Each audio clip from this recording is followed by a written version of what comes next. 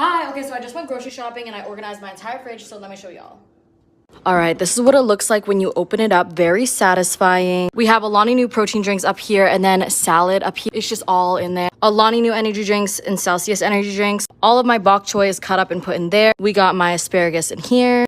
Blueberries in this container. They're huge. All my eggs are in this container. We got all the Greek yogurt in the back. In here we have avocados, tomatoes, and cilantro. And then in here we have apples, plums, oranges, lemons, limes. In this drawer I have mushrooms and cucumber.